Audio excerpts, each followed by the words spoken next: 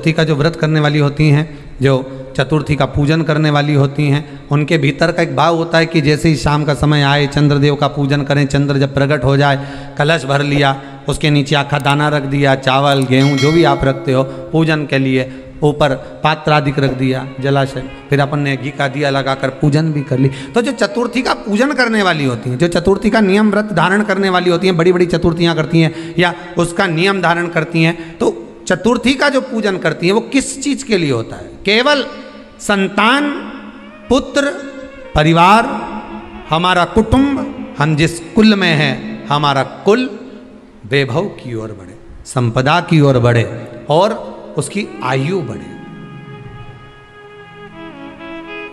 उसकी आयु बढ़े, वैभव बढ़े।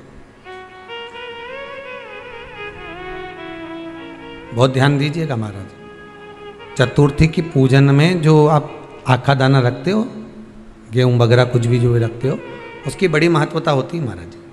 यहाँ तक कहा गया है, चतुर्थी की कथा तो आप लोग पढ़ते होंगे, जो लोग पढ़ते हैं उनको मालूम होगा। चतुर्थी की कथा में लिखा है,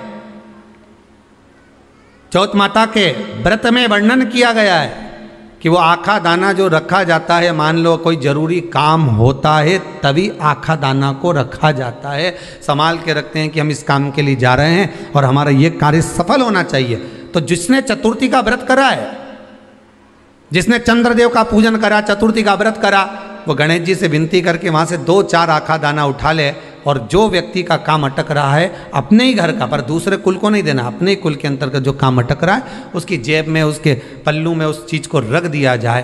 तो चतुर्थी जो अगली आती है, जैसे आप महीने की करते हो तो महीने की, और आप जैसे करते हो कि 4 अलग बड़ी बड़ी चतुर्थी करते हो तो उसके अनुसार आपका कार्य सिद्ध होता ही है। उस आखे दाने का इतना महत्व होता है क्योंकि चतुर्थी का व्रत करने वाली माता जब व्रत करती है तो स्वयं चतुर्थी की कथा में लिखा हुआ है कि पार्वती जी गणेश जी से चतुर्थी की कथा बचवाती।